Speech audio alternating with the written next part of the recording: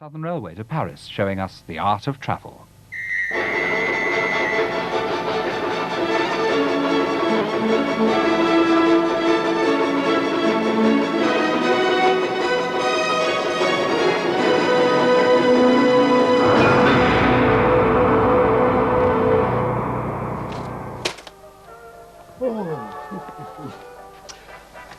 Ah, from the continent.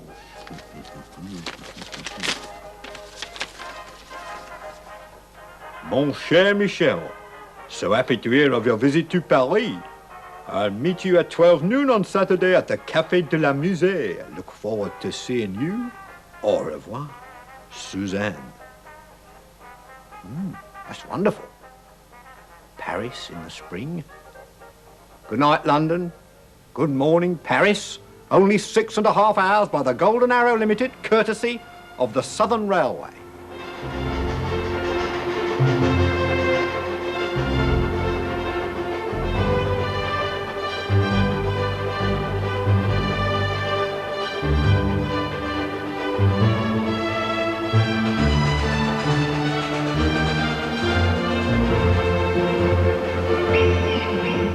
The Southern Railway was the smallest of the big four companies formed following the reorganisation of the railways in 1923. It grew from the amalgamation of three companies, the South Eastern and Chatham, the London, Brighton and South Coast, and the London and South Western Railway. Unlike other regions where much of the rail traffic was industrial, the Southern was essentially a passenger service, and its poster advertising during the 20s and 30s reflected its role in carrying people to work and play. While the London and North Eastern were taking holidaymakers to the drier side of Britain and the Great Western promoted the Cornish Riviera, the Southern called itself the Gateway to Sunshine and carried its passengers to the coast with most sun. And at your service on the journey were helpful staff like Sunny South Sam. One of the best-known posters issued and reissued by the Southern declared that summer comes soonest in the south.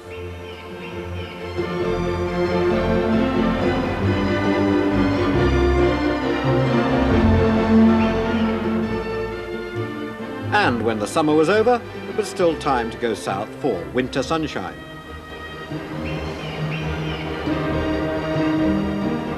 And conducted rambles.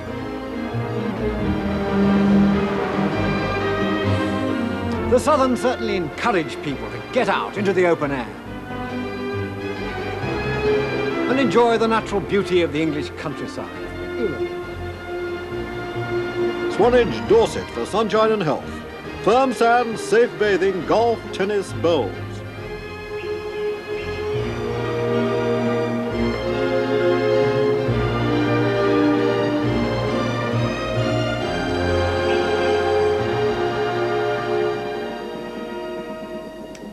The only part of its territory in which the Southern had to contend with competition from another mainline railway was in the West Country, where it vied with the Great Western. But it was in the suburban areas around London that the most major development of the railway service took place. In the 1920s, the Southern was hit by the Depression and by competition from train and bus services. Sir Herbert Walker, the general manager, decided to embark on a scheme of electrification. The Waterloo to Wimbledon line had been electrified in 1915 by the old London and South Western Railway, and further extensions were made the following year. But this work then lapsed until 1925, when it was seen as the way to win the battle for customers. Sir Herbert Walker was a master of the practicalities of running a railway, but not so good at informing the public of what was going on.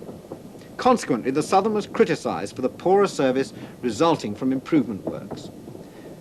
To counteract this, in 1925, Walker appointed Sir John Elliott as Public Relations Assistant, the first in Britain. He proved to be a most valuable addition to the company and successfully evolved a Southern style, making good use of posters and slogans. The posters might not have compared well artistically with those of, say, the London Underground, but as a selling point they worked and helped to create a Southern electric image. Electrification! World's greatest suburban electric. Southern Electric still growing. Now to Rochester, Chatham, Gillingham and Maidstone by Southern Electric. The Southern not only made it possible for people to live in pleasant suburbs while working in the city, but in association with housing developers, it positively encouraged people to move, producing such publications as A Residential Guide, The Country at London's Door. To the man who lives in London, the recent developments of the Southern Electric, pushing out into the very heart of Kent and Surrey and opening up virgin country for the busy city worker, are altering the conditions of living in a degree not dreamed of hitherto. The electrification of the Southern Railway's suburban lines has brought within easy daily reach of London many places actually in and surrounded by the real beautiful country to be found everywhere south of the metropolis. Thus, London's daily workers can spend their leisure and sleep in pure air and in a beautiful country which before was more or less inaccessible. And in 1933, electrification reached the south coast.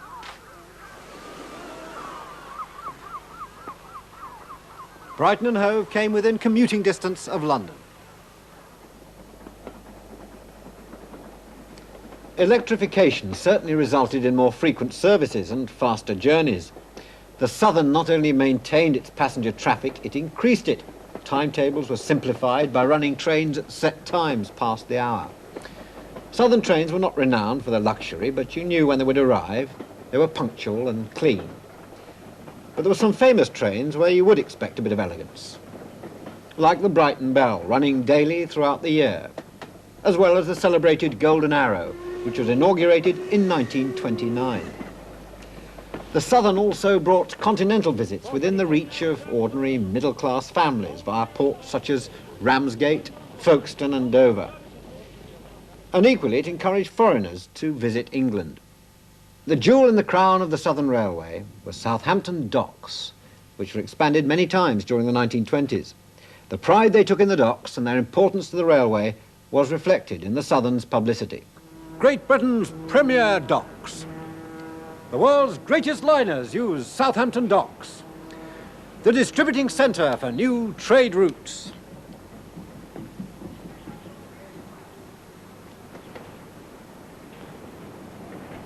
The Southern Railway was badly affected by the Second World War. Cross-channel services had to cease in 1939, and of its 800 stations, 100 were in need of repairs following bombing raids. Sir Herbert Walker had retired in 1937, but Sir John Elliott remained, eventually becoming general manager himself. In fact, he was the Southern's last general manager and made the farewell speeches on the eve of nationalisation at the close of 1947. We seem to be approaching Dover.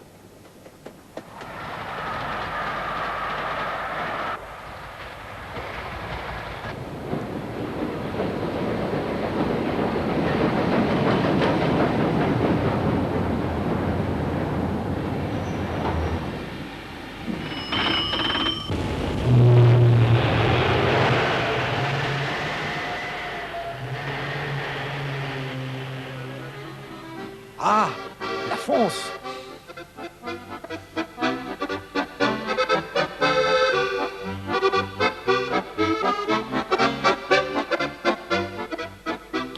Oh, dear.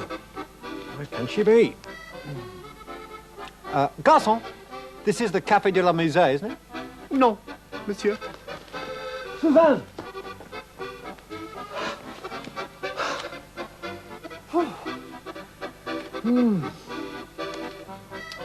Well, this has to be the right place. Sure she'll be here soon. Certainly is a glorious day.